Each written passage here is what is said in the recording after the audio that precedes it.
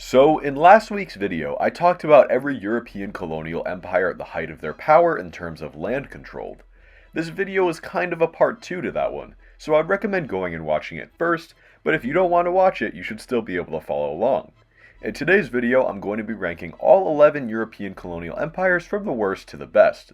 There are a couple of criteria I'm looking at for this video, but this is mainly a geography-based ranking, so if you're wanting a ranking of military power, this isn't what you were looking for. The reason I'm choosing to do this ranking based on geography is because I'm going to be ranking all of these empires at the height of their power, and some of these peaks were hundreds of years apart from each other. For example, Sweden was at their peak in 1652, back before industrialization was even a thing, and Italy was at their peak in 1941, less than 4 years before the Trinity test. Military technology obviously changed so much over the last few hundred years, so what I'm going to be mainly looking at today is how useful their colonies were. Sure, if you're an empire that controls all of Antarctica, you have a lot of landmass, but there are next to zero natural resources, people, or strategic advantage in that location.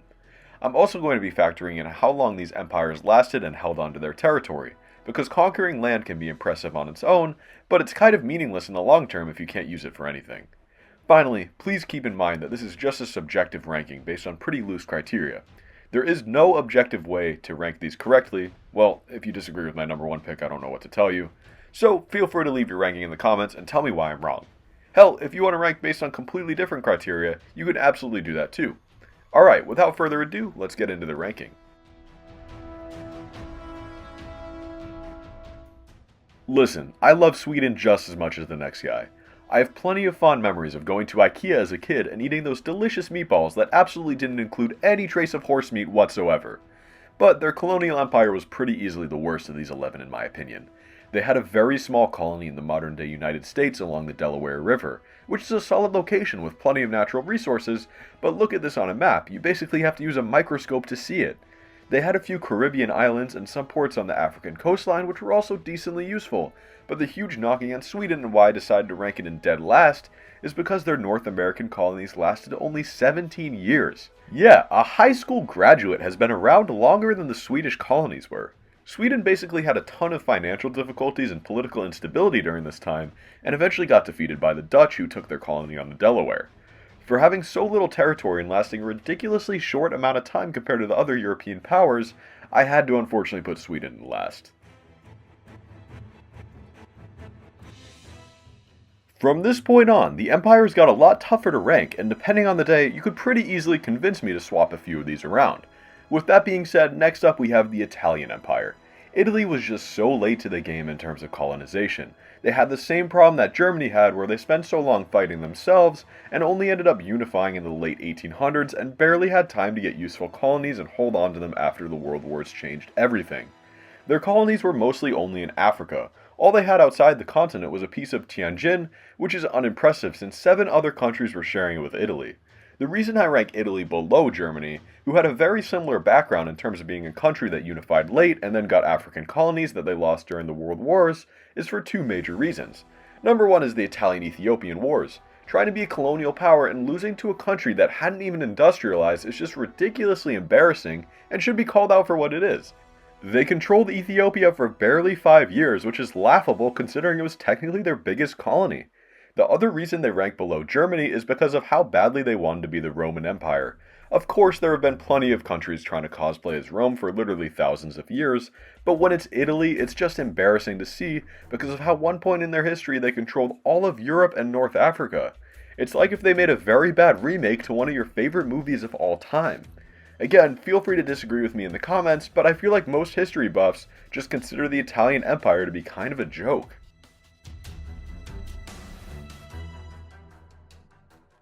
I alluded to this a lot in the Italy section, but next in the ranking is the German Empire.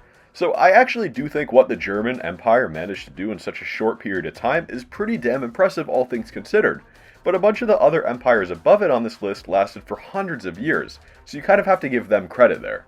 I feel like their colonies are more useful than Italy's. By having Namibia and Tanzania, you've got access to the Atlantic on one side and the Indian Ocean on the other, plus having Papua New Guinea is a solid spot to be doing trade on the Pacific and with other European powers colonizing in the area.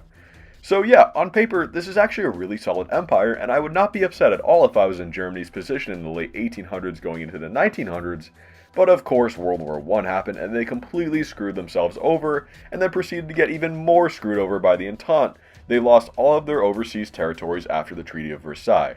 So they get points above Italy for just having better and more useful colonies, but really can't rank any higher because of how quickly they fell apart.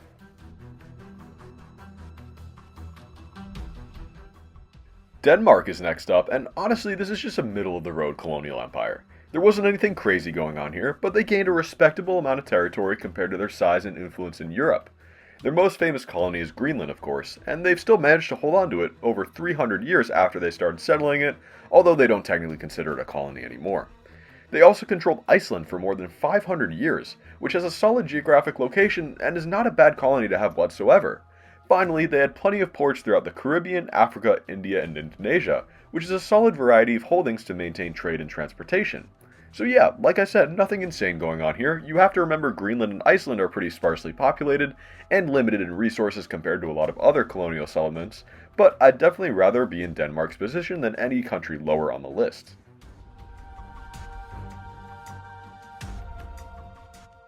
At the number 7 spot, we have the Belgian Empire. If we were ranking these based on how humanitarian of an empire they were, Belgium would be dead last for obvious reasons if you've looked into the history at all. But in terms of how good their territory was and how long of a hold they had on it, Belgium was solid overall, but definitely doesn't belong anywhere near the top of this list.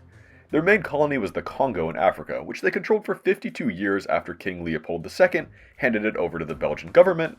And sure, 52 years isn't a lot of time, but it's more than some of the colonies lower on this list, and it was a colony extremely rich in natural resources.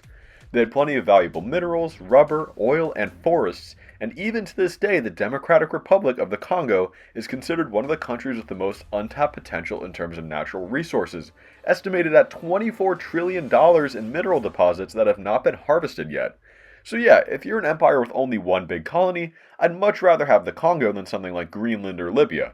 But there are empires above Belgium on this list that just had so much more under their control and for much longer periods of time. The Russian Empire is a tough one to rank because based on size alone, this was an incredibly impressive feat, but you have to consider that a huge chunk of the empire was just a frozen tundra that was essentially unusable.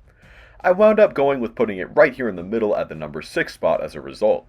In a lot of ways, what the Russian Empire was doing was similar to the United States with Manifest Destiny, except Russia was expanding eastward while the US was going westward. Stretching from Eastern Europe all the way to Alaska is ridiculously impressive. This was thousands upon thousands of miles of land. The Russian Empire also lasted almost 200 years, which is a solid amount of time compared to some others on this list, but you do have to remember that for the final 50 years they had sold Alaska to the United States. So yeah, I'm comfortable putting them right here in the middle, but you can make the case they should have been a little higher or a little lower. We've made it to the top 5, and we have some very impressive empires to talk about from this point onwards. And kicking off the top 5 is going to be the Dutch Empire. And one thing I want to mention about the Dutch right off the bat is that they actually had the second smallest amount of European territory out of any empire on this list behind Belgium, which makes their massive expansion so much more extraordinary. For a good amount of time, they were going toe-to-toe with the British for being the dominant power on the planet. Obviously, we know who ended up winning on that front, mostly because of British victories in the Anglo-Dutch Wars, but their accomplishments still should not be understated in the slightest. At its territorial peak, the Dutch Empire held plenty of useful colonies that were nicely distributed throughout the globe, from the Dutch East Indies to Taiwan to New Amsterdam in modern-day New York. Just think how differently history could have gone if the Dutch came out victorious in their conflict with the British. We could have easily been looking at the Netherlands as a world superpower by the 20th century. Next on the list is Portugal. Like I talked about in last week's video, Portugal was the first colonial empire and ended up lasting almost 500 years, so for that alone they had to rank high up on this list just for their consistency. But then you take a look at the map of the territory they actually controlled and it's pretty damn impressive. Just look at this map and how much bigger Brazil is on its own compared to Portugal. Yeah, you could fit 92 Portugals in the land area of Brazil. And sure, a lot of this area was unusable because of the dense Amazon rainforest, but even just the amount of usable coastline here is absolutely worth taking into consideration. Not only that, but they had plenty of ports and trading posts set all throughout the globe. The reason I didn't rank them higher is because compared to the empires I have in the number 3 and number 2 spots, they kind of put a lot of their eggs in one basket, that being Brazil. where the empires further up had more diverse geography and global influence. But, depending on the day, I could be convinced to move the Portuguese Empire up a spot or two because this really was one of the best empires to ever do it. I deliberated a lot on where to put France on this list. They're a tricky empire to rank because their holdings changed so drastically over the years. For example, at their territorial height, they didn't actually control the Louisiana Territory anymore. But despite all their internal political turmoil, France managed to be one of the great European powers for centuries, and their colonial empire is one of the most influential globally. I mean, just look at how diverse their holdings are on this map here.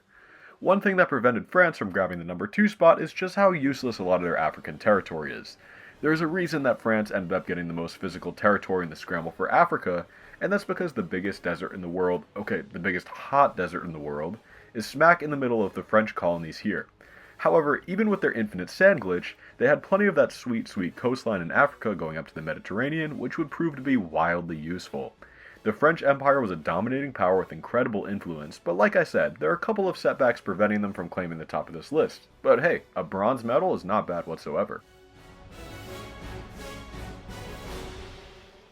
The award for the second best European colonial empire based on territory and influence is going to go to Spain.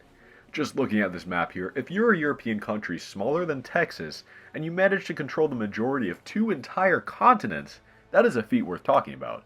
You're probably sick of me talking about coastline by this point in the video, but this is what modern Chile wishes they could be, because wow, what an insane amount of sea access. There's a reason the Spanish Navy is regarded so highly among historians, and having this territory made it possible.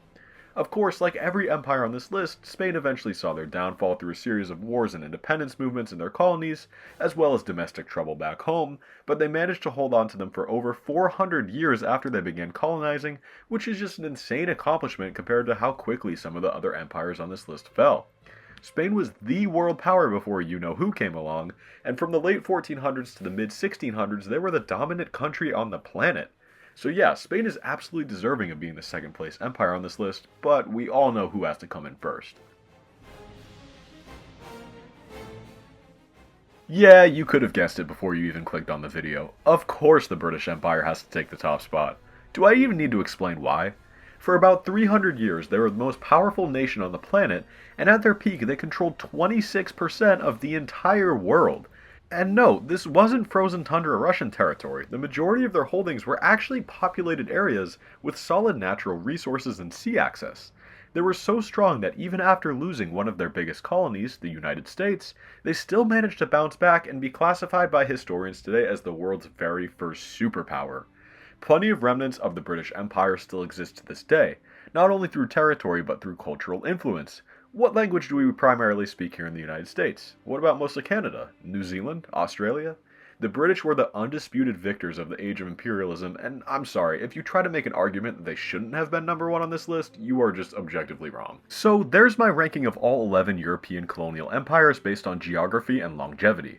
I want to add a footnote at the end here that while I talked about these empires today in a manner that emphasized how impressive they were logistically, European imperialism is not necessarily a good thing, and it claimed the lives of millions over hundreds of years and displaced countless others. I don't mean to make light of this in any way whatsoever, this video is simply here for geography nerds like you and I to geek out about our planet's history. Please, let me know in the comments how garbage my list is and how you would have done it differently. If you liked what you saw in this video, please consider leaving a like and subscribing, but only if you enjoyed the content. Thank you all so much for your support. To have my channel, which is less than a month old, get a video with thousands of views and a bunch of articulate comments so early on is absolutely incredible. I'll see you guys next week. This is Bay State History, signing off.